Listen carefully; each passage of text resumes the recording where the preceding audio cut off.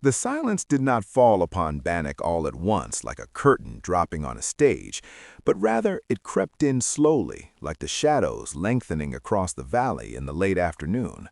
The gold rush that had birthed the town in a chaotic explosion of energy and hope was a fire that burned too hot to last forever, and by the late 1860s, the flames were beginning to flicker and die. The creek, which had once surrendered its treasures with the generosity of a king, began to grow miserly, forcing men to work harder and dig deeper for diminishing returns. The easy gold, which was the dust and the nuggets that could be found with a simple pan and a shovel, had largely been plucked from the water and the earth, leaving behind only the memories of the boon. The miners, who were a restless and transient breed by nature, began to lift their heads from their labor and look toward the horizon, listening for the rumors of the next big strike. It is the nature of a mining camp to live in the moment and to consume itself in the pursuit of wealth, but when the wealth dries up, the purpose of the town evaporates like water on a hot stone. The news from Alder Gulch and the rise of Virginia City had been a thorn in the side of Bannack for years, but now it became a fatal wound. Virginia City was booming with a vitality that Bannack had lost, growing fatter and richer and louder with each passing month. It drew the population away like a magnet, pulling the iron filings of humanity across the mountains. First, the single men left, packing their bedrolls and their tools onto mules and riding out without a backward glance. Then the merchants began to leave, seeing their profits dwindle as the customer base evaporated. The shelves of the general stores that had once groaned under the weight of goods from St. Louis and Salt Lake City began to sit empty, gathering dust instead of dollars.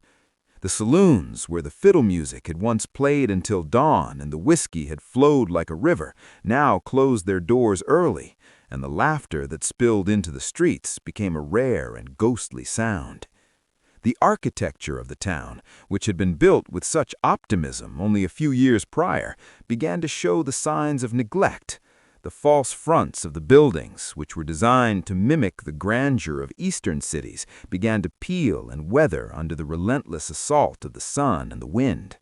The logs of the cabins settled and cracked, and the mud chinking fell away, leaving gaps where the cold winter air whistled through. A town that is growing heals itself constantly with the sound of hammers and saws, but a town that is dying is silent, and the repairs are left undone. The boardwalks, where the boots of thousands had thundered, became loose and treacherous, and the grass began to push its way up through the ruts of the main street, reclaiming the land that had been stolen from the wilderness. The final blow to the pride of Bannack was not struck by a pickaxe, but by a gavel. The political power of the territory followed the population and the money, and it became increasingly clear that Bannack could no longer justify its title as the capital of Montana. The legislators and the politicians, who were pragmatic men, realized that the seat of government belonged where the people were, and the people were in Virginia City. The debates were heated and filled with the rhetoric of loyalty and history, but the economics were undeniable. In the end, the decision was made to move the capital and stripping Bannack of its crown and reducing it to just another struggling camp in the vastness of the territory. The exodus that followed was a slow and melancholy procession that stretched over months. The road out of town became a river of canvas and wood, flowing away from the source. Freight wagons, which had once arrived heavy with supplies, now left heavy with the furniture and the files and the machinery of government.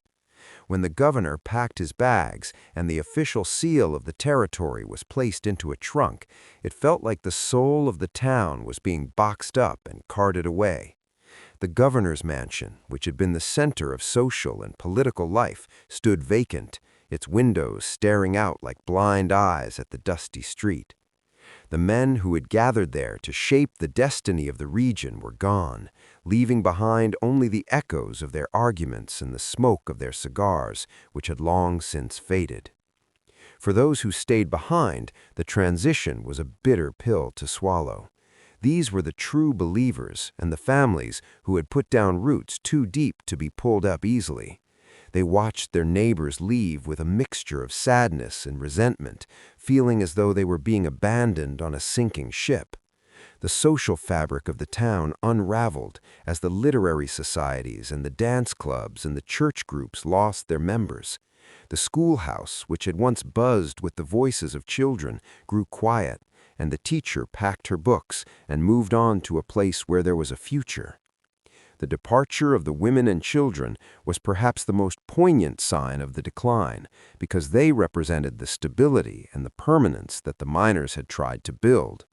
Without them, Bannack reverted to a rougher and harder place, inhabited by the stubborn and the old and the desperate. The year of 1870 marked the definitive turning point where the hope of a revival was finally extinguished. The census takers who walked the streets recorded a fraction of the population that had been there at the peak. Entire blocks of the town were deserted, with doors left swinging in the wind and interiors stripped of anything valuable. It was a haunting sight to see a house that had once held a family now standing open to the elements with a broken chair in the corner or a child's toy left behind on the floor. The town was becoming a skeleton, stripped of the flesh of life and left to bleach in the high-altitude sun. The wildlife, which had been driven away by the noise and the smell of the camp, began to return. Deer were seen walking down the main street at dawn, and the coyotes grew bolder, howling from the ridges just above the rooftops. The economy of the town shifted from the frenetic energy of extraction to the slow grind of survival. The few mines that remained in operation were consolidated by larger companies that used machinery rather than men. The era of the solitary prospector with a pan and a dream was over, replaced by the industrial reality of quartz mining. The stamp mills pounded on the hillside, a rhythmic thumping that sounded like the slow heartbeat of a dying giant. But even this industry could not stem the tide of the exodus. The gold was simply too hard to get, and the cost of living was too high. The supply lines that had kept Bannack fed and clothed were rerouted to the new centers of population, leaving the town at the end of a long and lonely road. There is a specific kind of melancholy that settles over a place that has lost its purpose. It is a feeling of suspended time, where the days bleed into one another without distinction. The men who remained in Bannack spent their time sitting on the porches of the empty saloons, watching the dust devils swirl in the street and talking about the old days. They spoke of the time when the creek was yellow with gold, and the whiskey flowed like water, and the town was the center of the world. They became the keepers of the memory, living in the past because the present was too empty to bear. They were the ghosts of Bannack long before they died, haunting the ruins of their own ambitions. The loss of the capital was more than just a political defeat, it was a loss of identity. Bannack had defined itself as the first and the best, the cradle of the territory. To lose that status was to admit that the experiment had failed, or at least that its time had passed. The pride that the citizens had felt when they walked the streets, knowing that the governor lived among them, was replaced by a sense of irrelevance. They were no longer the makers of history, but the leftovers of it. The stagecoaches that passed through town no longer stopped to let off hordes of eager newcomers, but merely paused to change horses before hurrying on to more important destinations. Bannack had become a waypoint, a place to be passed through rather than a place to be.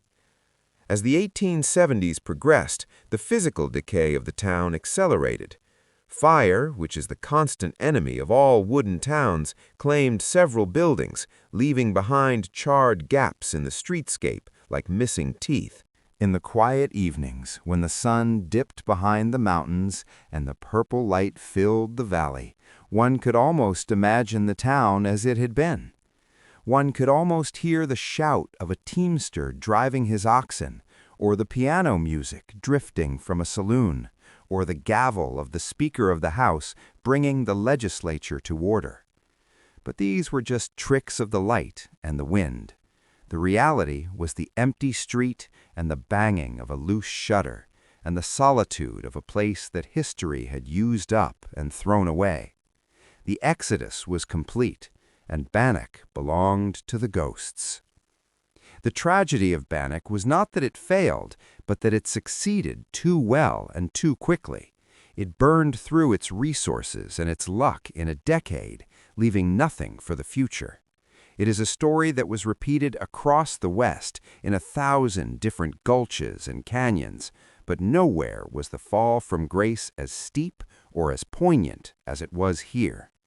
From the capital of a territory to a ghost town in less than 10 years is a trajectory that speaks to the volatility of the frontier. It is a lesson in hubris and a lesson in the impermanence of wealth. As the last wagons rolled out of town in the early 1870s, they left behind a silence that is still there today.